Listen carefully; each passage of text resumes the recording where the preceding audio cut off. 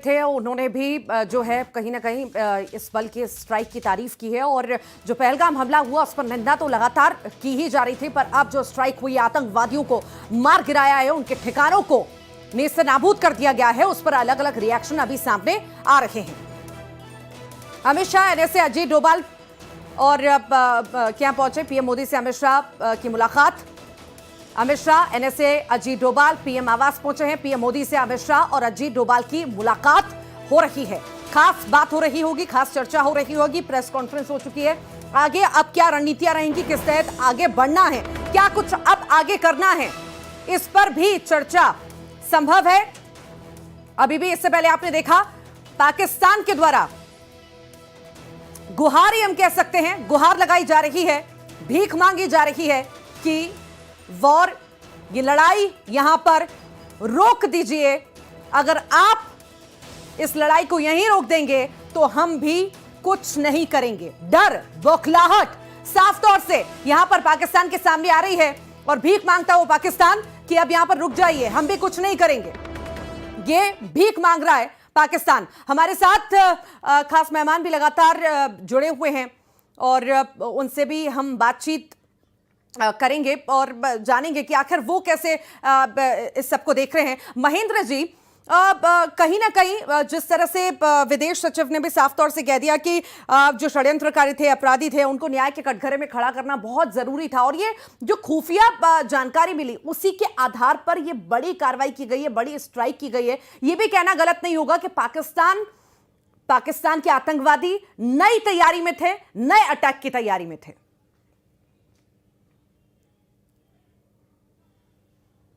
सबसे पहले तो मैं आपको बताऊंगा कि मेरा नाम महेंद्र प्रताप सिंह राणा है और मैं फौज का रिटायर्ड कर्नल नहीं हूं, मैं पूर्व सैनिक हूं और पूर्व सैनिक महासभा का अध्यक्ष हूं। दूसरी बात कि ये जो खुफिया जानकारियां हैं, ये पाकिस्तान अगर सोच रहा होगा कि हमको उनके बारे में कुछ भी नहीं पता है और हम यहाँ कुछ भी करेंगे और हमको पता नहीं चलेगा, तो वो वहाँ छींक मारते हैं तो हमको पता चल जाता है कि उन्होंने कहाँ पे छींक मारी है। और जो ये कार्रवाई हुई है वो न्यूटन का जो तीसरा लॉ है कि आपके एक्शन पे रिएक्शन हुआ है, ना ही हम किसी देश की शांति में, भारत ऐसा देश है और भारत की सेनाएं ऐसी हैं कि हम किसी की शांति में दखल नहीं देते, लेकिन बलाए मेहरबानी हमारी पूंछ पे पैर रखने की हिम्मत मत रखना। ये मेरे शब्द हैं पाकिस्तान के लिए। अब राणा साहब, अब ये माने कि भले भीख तो पाकिस्तान मांग रहा है, पर अब यहां पर कुछ भी समझौते की गुंजाइश है नहीं, क्योंकि समझौते पहले ही बहुत हो चुके हैं, बहुत बार समझा जा चुका है, पाकिस्तान को समझाया भी जा चुका है, पर पाकिस्तान रुका नहीं है। अब जब उसने पहलगाम वाली हरकत की, बेकसूरों को मारा, उसके बाद अब भारत नहीं रुकने वाला है। ये पिछले 30 सालों से लगातार उनकी हरकतें, चाहे वो पुलवामा हो, चाहे पहलगाम हो, चाहे जितने भी आतंकवादी घटनाएं हो रही हैं, वो सारी वहीं से प्रायोजित होती हैं। और ये जो 9 ठिकाने जो आज भारत ने उड़ाए हैं, वो सारे इनके ट्रेनिंग सेंटर थे और इनकी जानकारियां हमको बहुत पहले से थी कि ये यहाँ से ही ट्रेंड होके, यहाँ से इन्फिल्ट्रेट होके हमारे पास आते हैं और ये हमारे देश में ये आतंकवाद फैलाते हैं और दहशत का माहौल करते हैं। तो ये सारी चीज़ें हमको बहुत पहले से पता थी। और पाकिस्तान, हम तो केवल हर बार उनको सुधरने का मौका दे रहे थे कि अब सुधर जाइए, अब सुधर जाइए, अब सुधर जाइए, लेकिन अब पानी सर से ऊपर चला गया।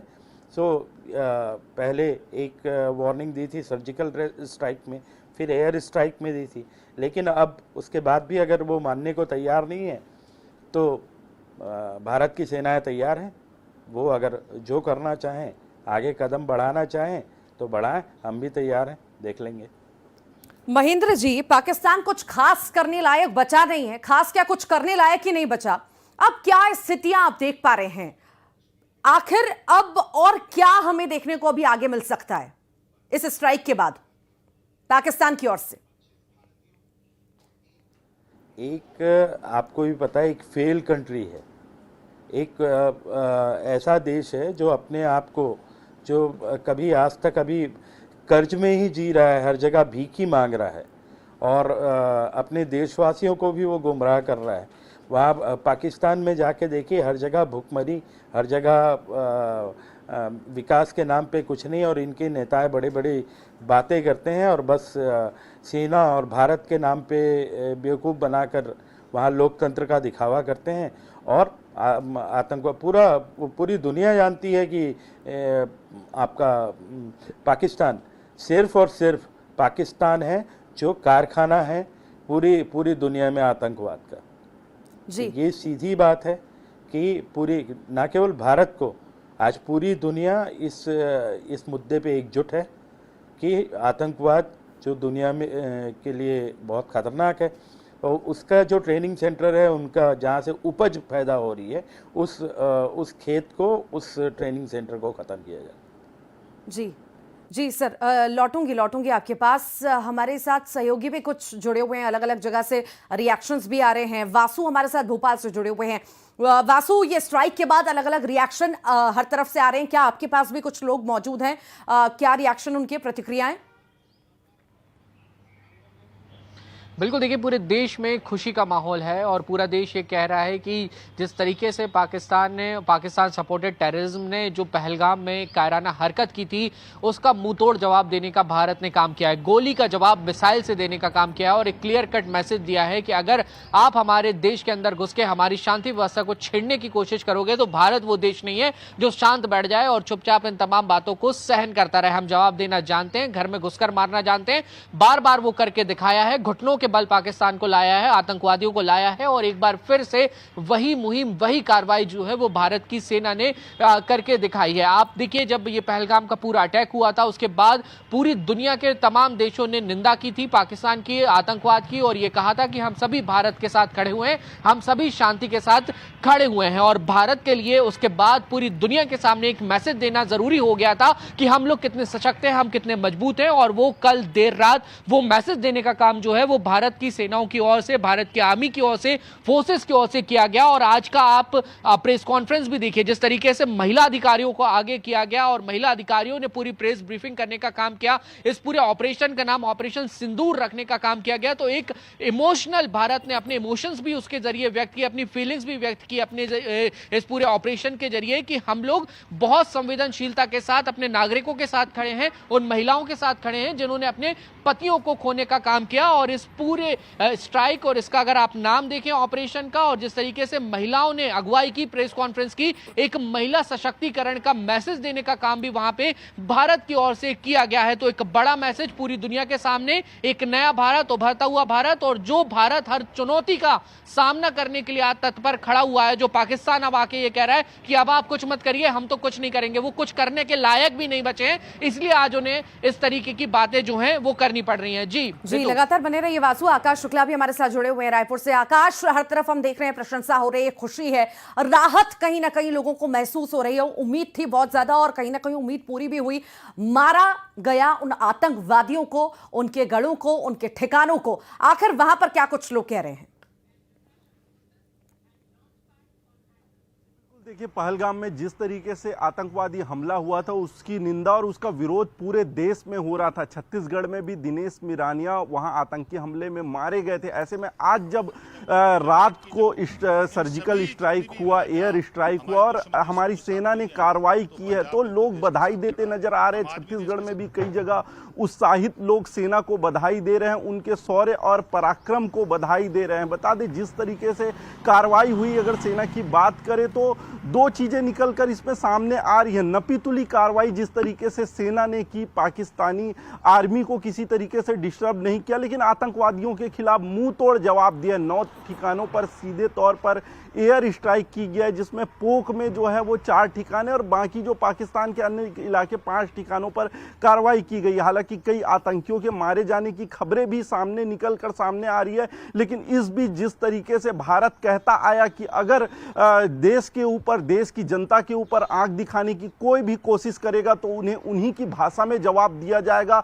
और ये कार्रवाई उसी को लेकर है, सशक्त भारत दिखाने की कोशिश है कि जो जिस जबान पे बात करेगा मुंह तोड़ मुंह की खानी उनको पड़ेगी। और आतंकवादियों ने मुंह की खाई है और भारत ने दुनिया को एक संदेश दे दिया है कि आतंकवाद के खिलाफ भारत एक तरफा कार्रवाई करेगा और इस तरीके से कार्रवाई आगे भी जारी रहेगी। अभी हालिया अपडेट जिस तरीके से सेना ने दिया है, नेस्तो नाबूद पूरे आतंकी जो शिविर हैं उनको कर दिया गया है और बड़ा नुकसान जो हुआ है, लेकिन बदला कहीं ना कहीं लेने की कोशिश की गई। और जो आतंकी हमले में जो मारे गए थे लोगों को, कहीं ना कहीं उनकी आत्मा को भी एक तरीके से शांति मिली होगी, क्योंकि देश की जनता जो है वो खुश है, सेना के शौर्य को बधाई दे रही है, उनके पराक्रम को बधाई दे रही है। छत्तीसगढ़ में भी जगह जगह पर लोग इस तरीके से सेना के पराक्रम को लेकर सेलिब्रेट भी करते नजर आ रहे हैं। जी वाकई वाकई वाकई खुशी है लोगों में, कहीं ना कहीं इंतजार भी था और अब खुशी हम हर जगह पर देख रहे हैं और सेलिब्रेशन भी देख रहे हैं। जगह जगह लोग आतिशबाजी कर रहे हैं,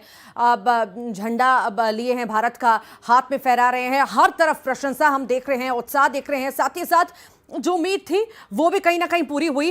अशरफ हमारे साथ लगातार जुड़े हुए हैं। अशरफ, नया भारत घर में घुसकर मारता है और ये दिखाया गया है इस स्ट्राइक के जरिए कि अगर आंख उठाकर भी देश की तरफ या देशवासियों की तरफ देखा तो नेस्ता नाबूद कर दिए जाओगे।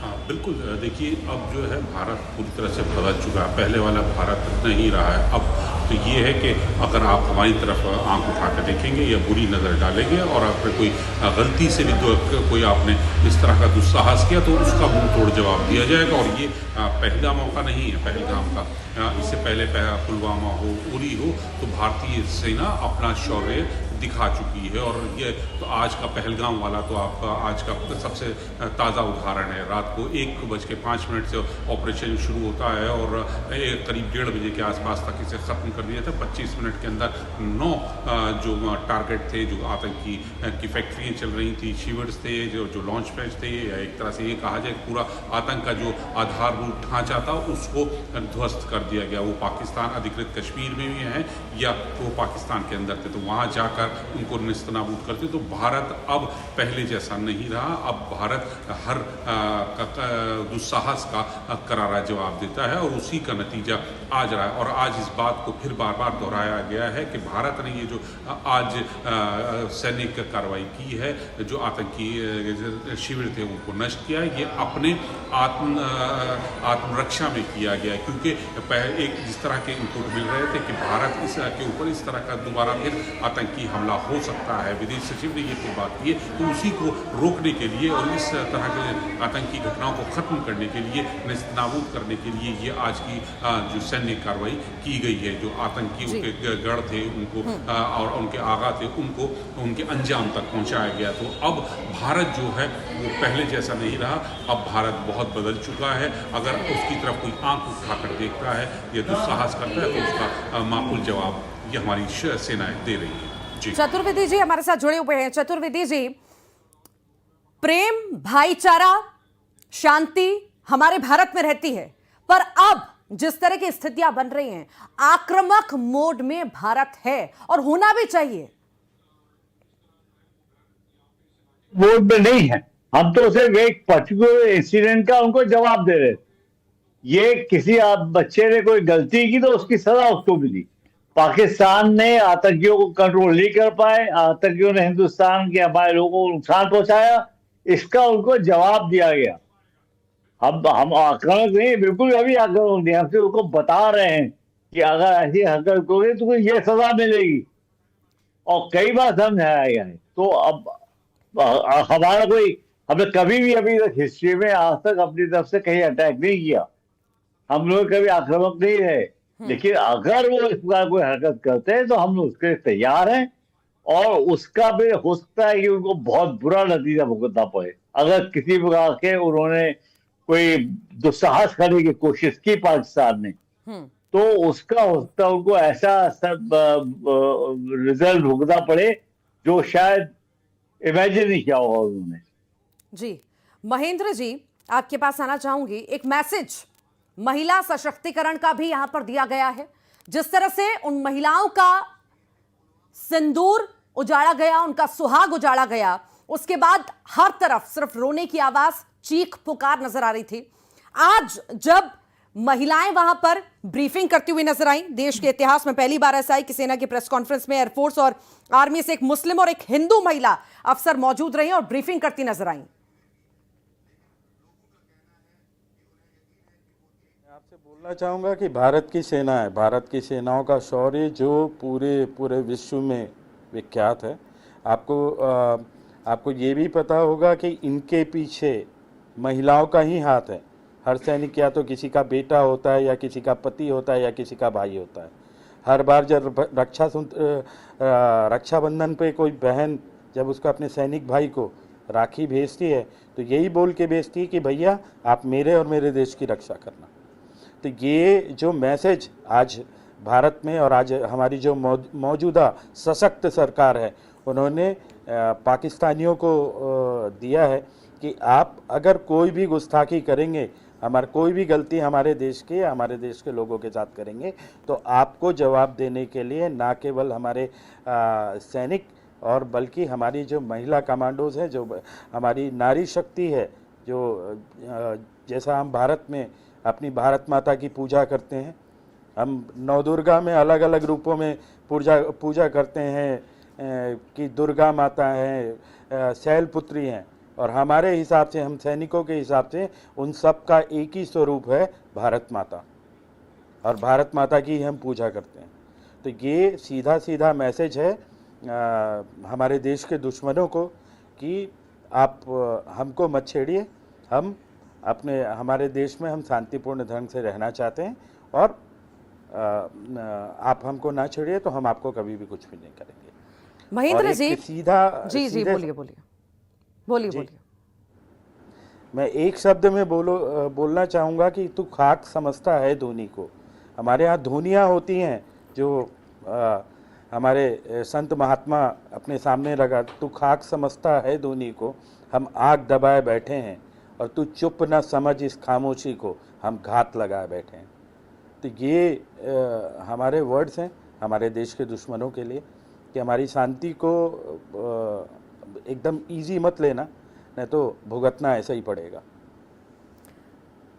जी, दिया बुझने से पहले बहुत फड़फड़ा रहा है और गुहार भी लगा रहा है कि शायद कवरेज दे दो, शायद मेरा दिया जला रहे, पर अब आसान नहीं है, या ये कहें कि नामुमकिन है। महेंद्र जी, ये पाकिस्तान अपना अंत खुद करना चाहता है। अब ये 71 शायद 1971